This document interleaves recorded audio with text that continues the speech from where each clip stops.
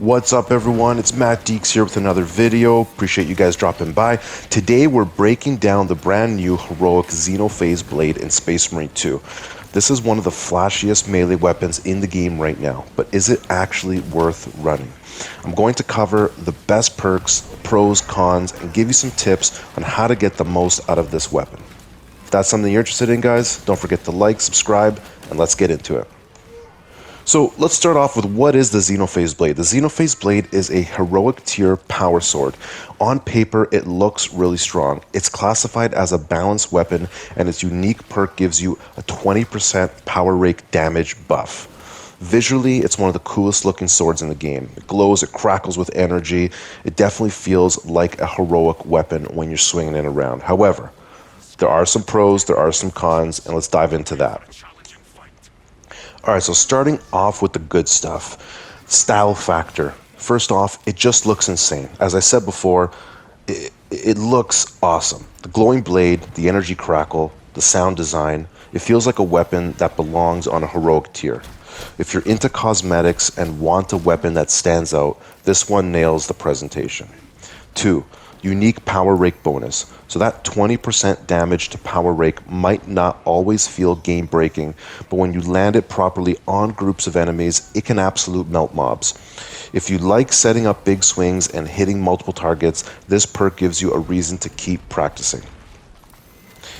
Number 3, high damage per swing. So the Xenophase might swing slower, but when it connects, it hits harder than most relic weapons. You get more raw damage per attack, which can chunk down medium tier enemies faster if they're not blocking. Number 4, strong against squishier enemies. Ranged Tyranid enemies and fodder units that don't block stand no chance. You can mow them down quickly and chain into executions with ease. Number 5. So good synergy with perks and builds. The blade pairs well with perks that boost execution benefits, armor restoration, and ability recharge. With the right build, you can turn the slower attack speed into less of an issue while maximizing the damage and survivability. Moving on. Against small groups of unshielded enemies, the Xenophase shines. One rake can set you up for an execution, and executions feed you back health and armor. Keep you in the fight and keep the team going. It's great for assault playstyles. You know, the power sword is best known for the bulwark, and usually I run the bulwark, and the power sword relic tier is the weapon I use. However, it's also really cool for assault. So if you're running assault and like mixing melee with mobility, the Xenophase gives you strong finishers. You can dive in, rake enemies, and then disengage before things get too chaotic. Rounding out the pros, guys, we got satisfying execution change. Because of this raw damage, you'll often trigger executions faster. Executions not only look cool, but they also restore survivability and trigger certain perks, so it creates a nice feedback loop. Now let's talk about the downsides, because the Xenophase Blade definitely has a few that you'll notice right off the bat. Number 1, slow attack speed. Even though it's listed as a balanced weapon, it doesn't feel like one. The swing speed is closer to block weapons, which means you get punished if you whiff or mistime your combo. You'll often feel stuck in animation, which is dangerous in multiplayer and in tougher mobs. Number 2, clunky recovery. After certain combos or a misstrike, there's a noticeable recovery delay. You're locked in place longer than with most swords, so you can't dodge or reposition as quickly.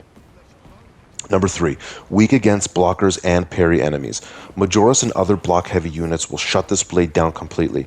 Because your swings are slower, they can parry or counter much more often, and it doesn't have the fencing traits that let you break through quickly. Number 4, underwhelming unique perk.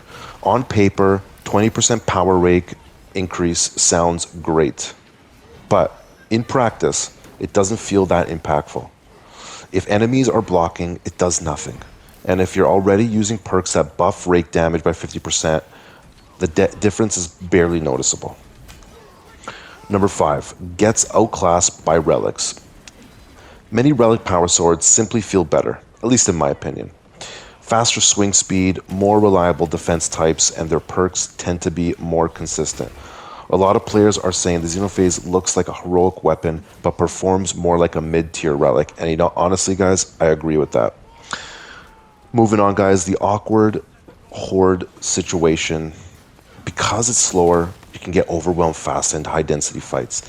You don't have the speed to clear mobs as efficiently as, let's say, a relic tier power sword fencing variant even, which makes survivability harder without the right perks.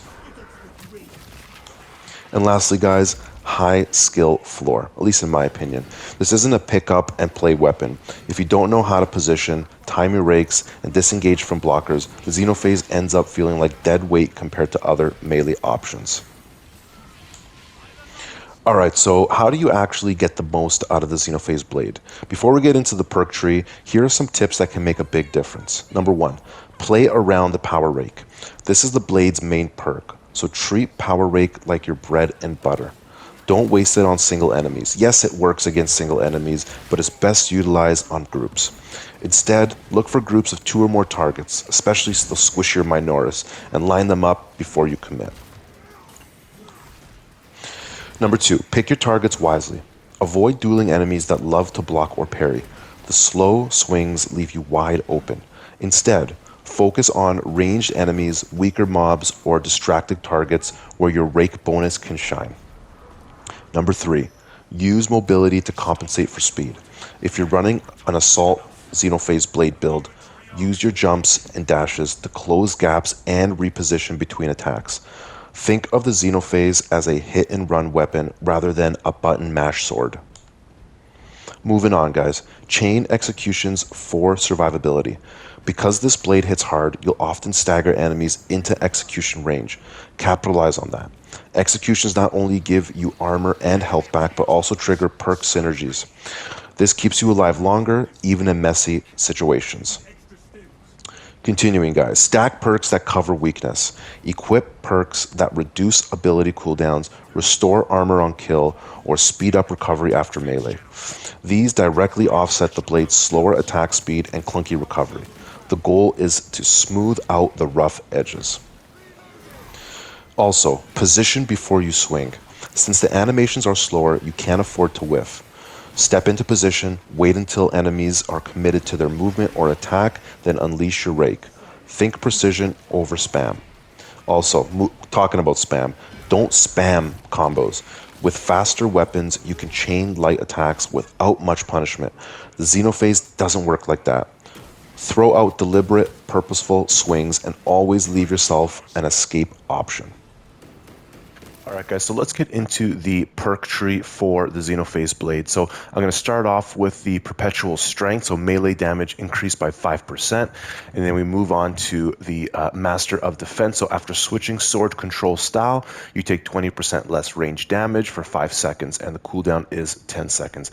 Then we move on to a Perpetual Strength, which is an increase of 5% for melee damage, and then we have Tranquility. So when in Power Whirl stance, you do not lose control upon taking heavy hits, and you cannot be knocked back. That's a very important one. Moving on to another melee onslaught. This weapon deals 10% more melee damage, so just a blanket 10% increase to melee damage. This is both for light attacks and heavy power style attacks. Then we move on to hard target. While performing a light combo, you take 50% less range damage. So when you're in the fray and you got a bunch of Minoris just peppering you with with ranged weaponry, this will be very good in terms of taking less damage as you just destroy the waves. So moving on to our relic tier perks, we have Cutting Edge Power Rake, deals 50% more damage. This stacks really well with this one right here, which we'll get into a second. But again, guys, Cutting Edge, very, very important. Massive buff to the Power Rake with a 50% increase in damage. All right, guys, then we're moving on to Extremist Slayer. Melee damage against Extremist level enemies increased by 15%. Then we have Majoris Slayer. Melee damage against Majoris level enemies increased by 10%. And then we have a Terminus Slayer. Melee damage against Terminus level enemies is increased by 20%. And then we got down here, guys, Minoris. So we're covering the entire arsenal of enemies here. Melee damage against Minoris level increased by 20%. And then we got a HP, we have power restoration, so power style attacks restore 100% more contested health. And then, guys, as I mentioned earlier, the heroic perk is a ancient technology, so power rake waves are wider and deal 20% more damage. So you stack that with this one right here, guys, cutting edge, we're getting 70% more power rake damage. So really, really intense for the power rake. So final verdict, guys, the Heroic Xenophase Blade looks incredible and has a unique perk that can be fun in right situations. But it's not a straight upgrade over other weapons, specifically the Relic tier version. At least in my opinion.